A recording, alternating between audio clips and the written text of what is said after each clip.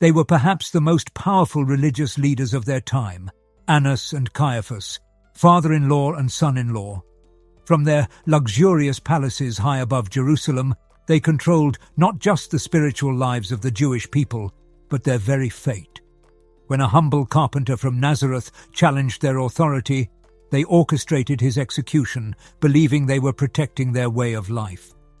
But what these priests could not foresee was how their actions would lead to their own downfall and the complete destruction of everything they had worked to preserve. Their story serves as one of history's most profound lessons on divine justice, not through supernatural vengeance, but through the inexorable arc of time that brought their entire world crashing down. The lessons from their fall echo through the centuries, speaking to us about power, righteousness, and the consequences of opposing divine truth. If you enjoy content that helps you grow spiritually, don't forget to like this video, subscribe to our channel, and join our community for more inspiration. Let's get started. To understand the magnitude of their fall, we must first comprehend the extraordinary power they wielded. The year was 26 CE, during Emperor Tiberius's reign. Jerusalem stood as the beating heart of Jewish faith, with the magnificent temple as its crown jewel, gleaming with gold and marble that could be seen for miles. Annas had been appointed high priest in 6th CE by Roman governor Quirinius. Though officially removed from the position in 15 CE, his influence remained undiminished. Like a shadow king, he manipulated the levers of power while 5 of his sons and his son-in-law, Joseph Caiaphas, successively occupied the official position of high priest. The historian Flavius Josephus called him the most fortunate of men for this unprecedented family dynasty. Caiaphas himself served an unusually long tenure, 18 years from 18 to 36 CE, through strategic alliances with Roman authorities. Together, these two men controlled not only the temple, but also the Sanhedrin, the supreme religious court of 71 members that governed Jewish religious life. Their power wasn't merely spiritual. Archaeological excavations have uncovered evidence of their opulent lifestyle. Palatial residences in Jerusalem's upper city, featuring ritual baths, imported luxury furnishings, and evidence of rich diets that starkly contrasted with ordinary citizens' meager dwellings. These discoveries confirm the immense social disparity Jesus often addressed in his teachings. The temple had become a source of immense wealth for Annas's family. They controlled the markets within the temple courts, where sacrificial animals were sold and money was exchanged at exploitative rates. Every pilgrim who came to worship was forced to participate in this system, exchanging Roman coins for temple currency at rates that benefited the priestly class. We all face moments when religious corruption and exploitation seem overwhelming, leaving us wondering how to recognize truth in a world of spiritual deception. In those moments, a proper understanding of how power can corrupt even sacred institutions can provide valuable insight. This is exactly what The Secret of Jesus' Apparitions offers, a path to clarity and peace through his revelations. This ebook goes into his prophecies and offers insight into what lies ahead. It's available for free in the pinned comment. Grab it now before the edition's gone. It was this corruption that provoked Jesus to overturn the money changers' tables, a direct challenge to the financial interests of Annas's family that would not go unpunished. This act struck at both their religious authority and their economic power base. The conflict escalated gradually. John the Baptist had prepared the way, announcing one greater than himself. Soon after, reports began reaching Annas about a Galilean teacher performing miracles and attracting multitudes. Jerusalem was already tense under Roman occupation. The last thing these priests wanted was a charismatic figure stirring messianic hopes.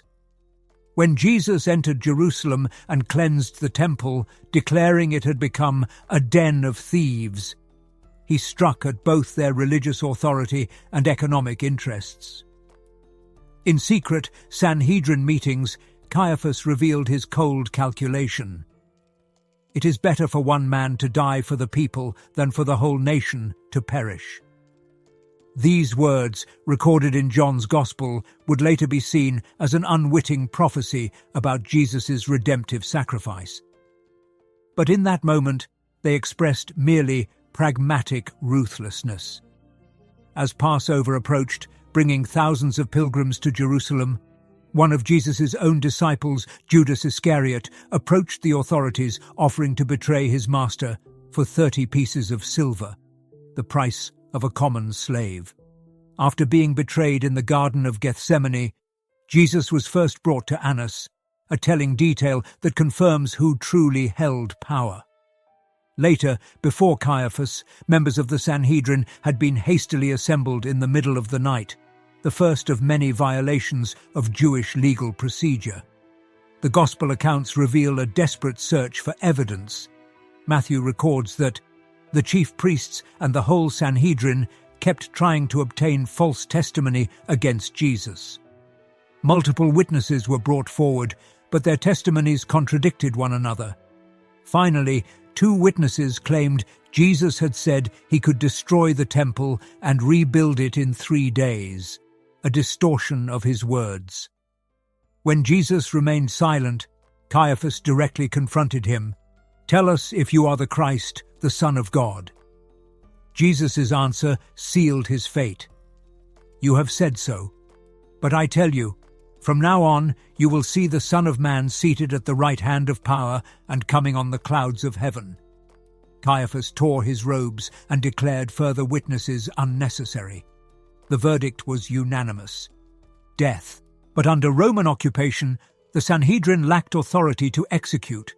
For this, they needed Pontius Pilate's approval. At daybreak, Jesus was led to the Praetorium. The religious leaders refused to enter the Gentile building to avoid ritual impurity during Passover, a striking hypocrisy noted in John's Gospel. Realizing that religious charges would not persuade Rome, the priests pivoted to political accusations. "We found this man misleading our nation and forbidding us to give tribute to Caesar and saying that he himself is Christ, a king." After questioning Jesus privately, Pilate found no basis for a death sentence. But the chief priests grew more insistent. When Pilate offered to release a prisoner, as was customary during the feast, the crowd, instigated by the chief priests, chose Barabbas instead of Jesus. "Crucify him!" they shouted, and Pilate eventually yielded. Jesus was scourged, mocked with a crown of thorns, and led to Golgotha, where he was crucified between 2 criminals. The religious leaders, having achieved their goal, even mocked Jesus as he hung dying. He saved others. He cannot save himself. Our free ebook provides powerful insights into this compelling history and its modern applications. Download it now from the pinned comment. Few copies remain available. As Jesus hung on the cross, extraordinary phenomena began to occur. Darkness fell over the land from noon until 3 in the afternoon. At the moment of his death, Matthew records that the curtain of the temple was torn in 2 from top to bottom. The earth shook and rocks split. For Annas and Caiaphas, if this event occurred as described, it would have been a deeply troubling omen. The veil separating the Holy of Holies, where only the high priest could enter once a year, had been supernaturally removed, symbolizing the end of the very system they had killed Jesus to preserve. Even the Roman centurion overseeing the execution was moved to declare, "Truly, this was the Son of God." When reports of Jesus' resurrection began circulating, the religious authorities attempted to suppress them by bribing the guards to claim the disciples had stolen the body while they slept, a transparently flawed explanation. 50 days after Passover, during Pentecost, the apostles experienced the Holy Spirit's descent upon them. Peter, who had denied knowing Jesus out of fear, now boldly preached in Jerusalem's streets, directly accusing the religious authorities of killing the Messiah. About 3,000 people believed and were baptized that day, forming the first Christian community in Jerusalem. This rapidly growing movement could not escape Annas and Caiaphas's notice. The first direct confrontation occurred when Peter and John healed a lame man at the temple entrance.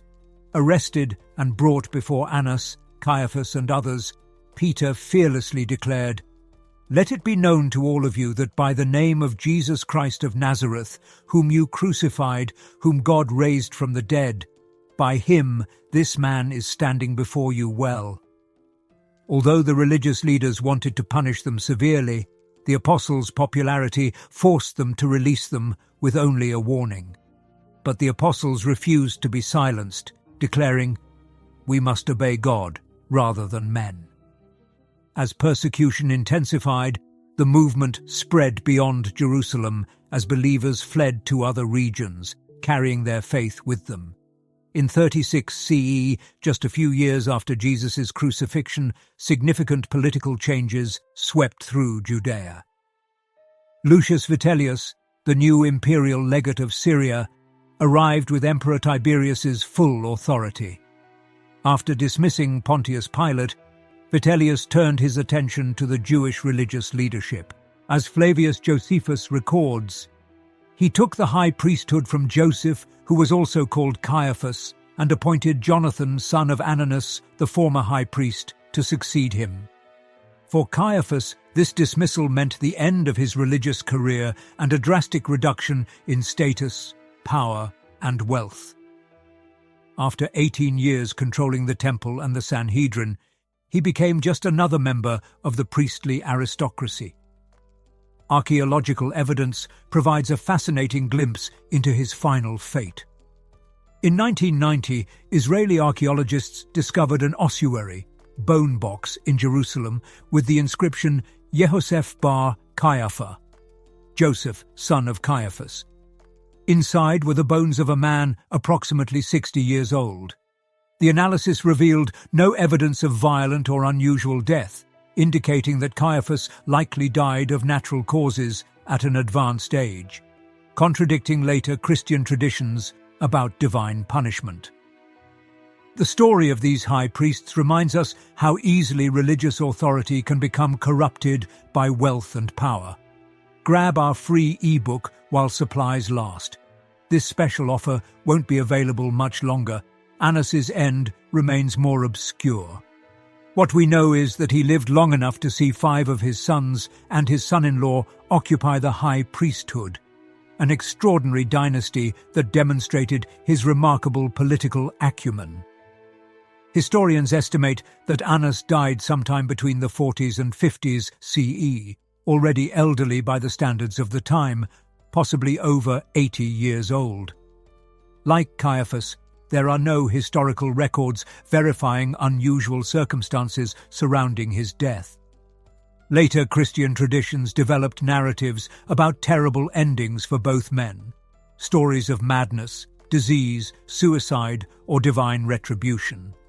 However, these accounts lack historical verification and represent later theological developments rather than contemporary factual accounts. What history suggests is that both Annas and Caiaphas likely died of natural causes, surrounded by family and still enjoying considerable wealth and influence. The true historical punishment for Annas and Caiaphas was not personal but institutional. In 70 CE, approximately 40 years after Jesus' crucifixion, Roman legions under Titus besieged Jerusalem. After months of brutal warfare, they breached the city's defences. What followed was catastrophic. Roman soldiers set fire to the temple despite Titus's orders to preserve it. The flames consumed the magnificent structure, and as the gold decorations melted between the stones, soldiers dismantled the building completely in search of precious metal, literally fulfilling Jesus' prophecy that not one stone will be left upon another. This destruction marked the definitive end of the Jewish priestly system. Without the sanctuary for sacrifices, the role of the high priest and the entire Aaronic priesthood became obsolete. The priestly class, which included the descendants of Annas and Caiaphas, lost their power base and their primary source of wealth and influence. For the early Christians, these events carried profound meaning. They interpreted the temple's destruction as confirmation of Jesus' prophecies and as divine judgment on the leaders who had rejected him. The destruction of the temple fundamentally transformed Judaism. Faced with an existential crisis, Jewish leaders, particularly from the Pharisaic tradition, rebuilt their religion on foundations that didn't depend on the temple. Led by Rabbi Yohanan ben Zakkai, the Pharisees established an academy at Jamnia, Yavne, where they reimagined Judaism. Study of Torah, prayer, and acts of charity were elevated as substitutes for temple sacrifices. The synagogue became Judaism's central gathering place. This rabbinical Judaism proved remarkably resilient and adaptable. Without needing a specific geographic center or hereditary leadership class, it could survive and flourish in the diaspora, maintaining Jewish identity under diverse conditions. For the families of Annas and Caiaphas, this transformation represented a total defeat. Their theological approach was completely supplanted by their Pharisaic rivals. The Sadducees gradually disappeared as a distinct movement. Just as Jesus challenged the temple system controlled by Annas and Caiaphas, we too must discern truth from religious manipulation. For more insights on this timeless struggle, don't forget to download our free ebook. The copies are running out fast. The story of Annas and Caiaphas offers profound spiritual lessons that resonate beyond their historical context. Their punishment came not through supernatural vengeance, but through the arc of history that brought their entire world crashing down. They destroyed the priestly system they were in charge of, but the faith started by the person they were against continued to grow and thrive. This historical reversal embodies a deeper truth, that ultimate justice often unfolds not through immediate personal retribution, but through the larger movements of history that vindicate truth and expose falsehood. As Rabbi Gamaliel wisely observed when advising the Sanhedrin about the followers of Jesus, "If this plan or this undertaking is of man, it will fail. But if it is of God, you will not be able to overthrow them. You might even be found opposing God." If these insights resonate with you, please like, subscribe, and share your thoughts below. Your super thanks support helps us create more content like this. Join our community and stay connected. Their story further illustrates how spiritual corruption often begins with good intentions. Annas and Caiaphas likely believed they were protecting their traditions and religious identity. Yet gradually, their focus shifted from serving God to preserving their power and privilege. This subtle transformation from servant to power broker remains a warning to religious leaders in every generation. The irony is unmistakable. In trying to silence Jesus to protect their religious system, they set in motion the events that would destroy that very system.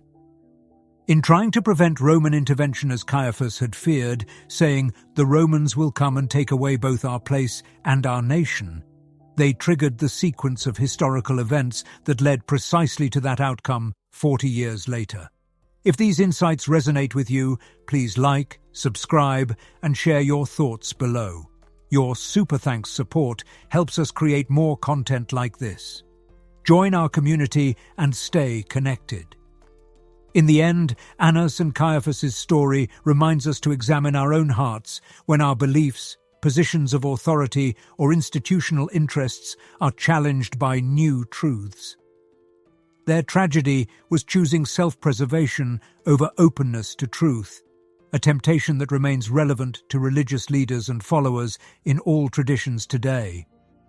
the ultimate question their story poses to us is profound.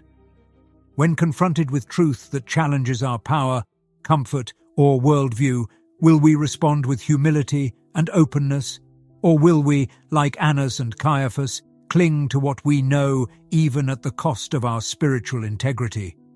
Truth over tradition, service over self-interest, and real faith over institutional preservation are all things that their legacy serves as both a warning and a call.